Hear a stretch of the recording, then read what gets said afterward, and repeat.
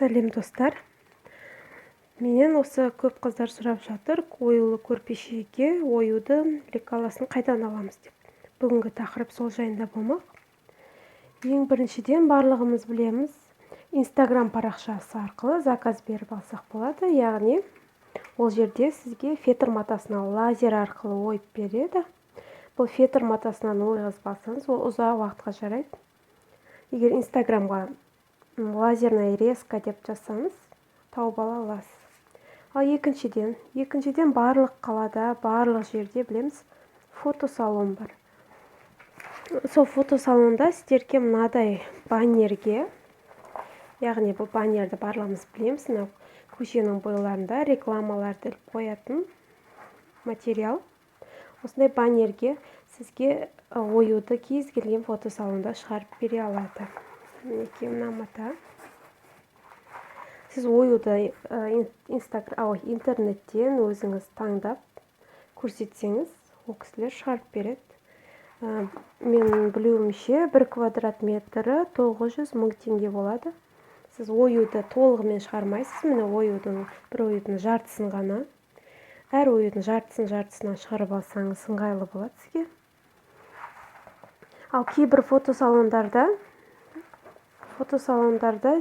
үлкен фотосалондарда мындай лазерный гравировка деген болады. Лазерный гравировка ол оюды мынадай қылып сіздерге ойып береді. Оргстекло деп аталады. Мұны да бір оюдың жартысын бөліп істетіп алсаңыз болады. Оргстекло деп аталады, а мынау ПВХ қағаз, пластмасс сияқты. Қайсысы жақсы деп айтатын болсаңыздар, оргстекло ұзақ мерзімге шыдайды, ПВХ тез сынғыш болып келеді. Бірақ сызуға ыңғайлы, екеуі де жақсы. Ал мынау баннер негізінде арзандау түседі. Өзіңіз ойып аласыз қайшымен. Осы ойған оюыңызды фетрге түсіріп алсаңыз, бұл да ұзақ уақытқа жарайды.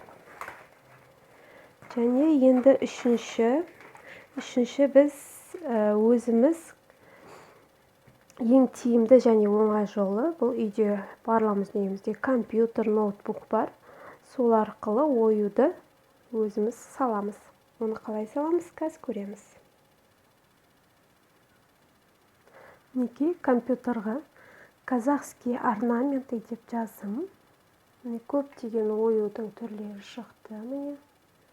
Енді мұнда картинка басамыз.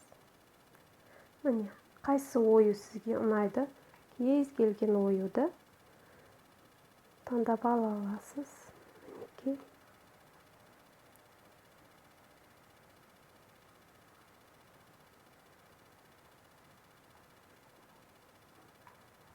Қошқар мүйіз бар.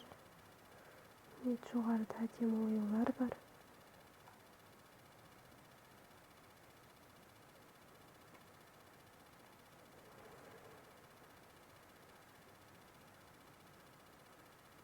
Біз осы оюдың ішінен біреуін таңдап сызып көрейік.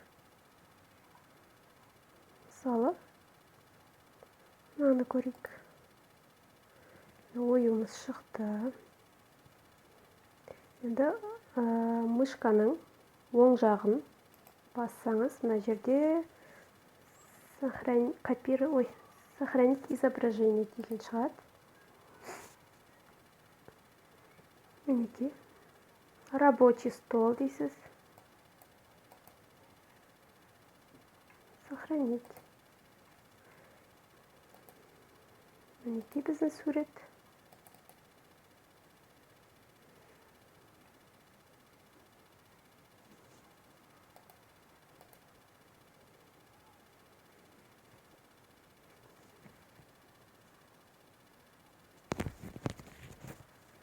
Қыздар, менде бірінші ою ашылмады.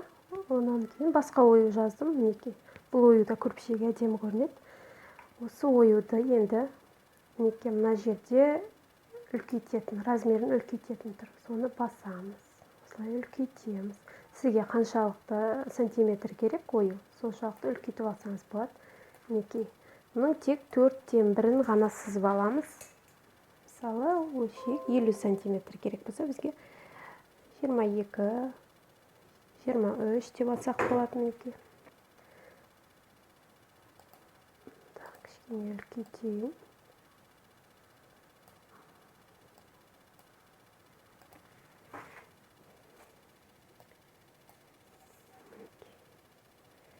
Жиырма 48 сантиметр. 50 қылам десеңіздер, тағы да үлкейтуге болады.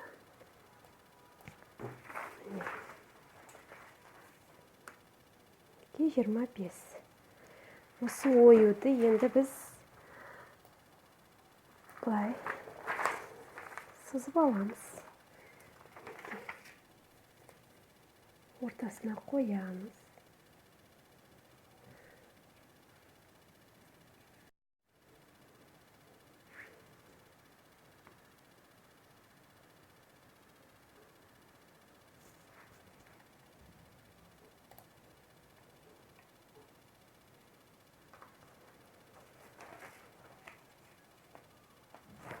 Қағазды ортасына қоямыз.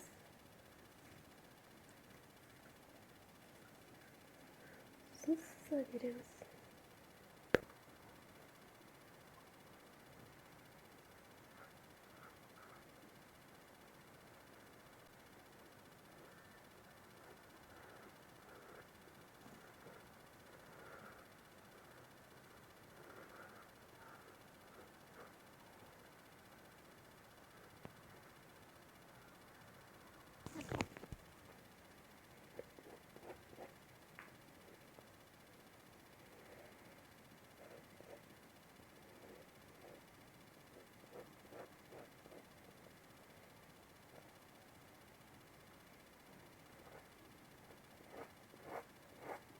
Өте ыңғайлы.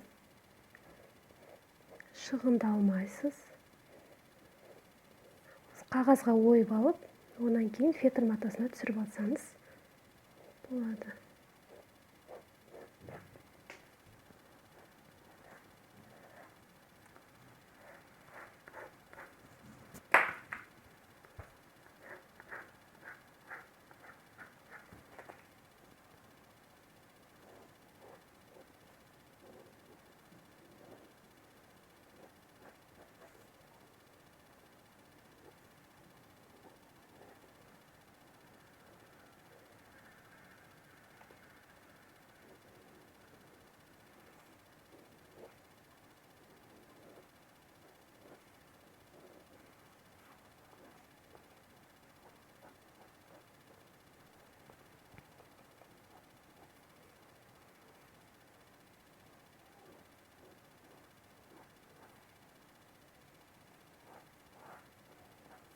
Асықпай отырып сызып аласыз.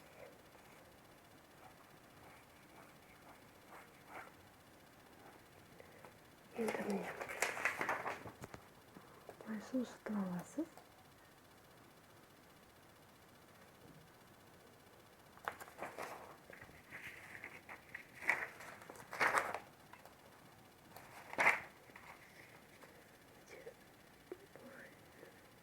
Осылай.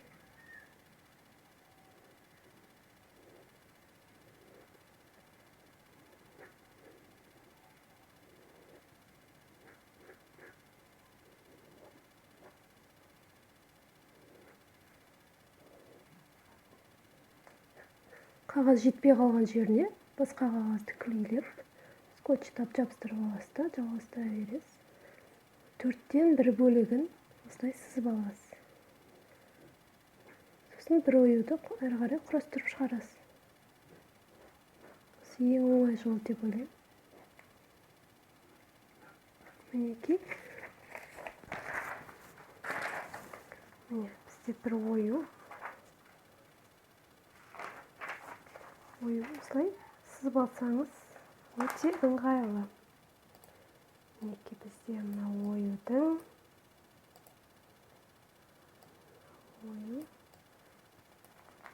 қағазымызға мына жері ғана сыйды. Әрі қарай қағаз жалғастырып, сіз мына 4 бұрышын сызып аласыз. Сосын бір-біріне жалғайсыз. Бұл да ең оңай жолы.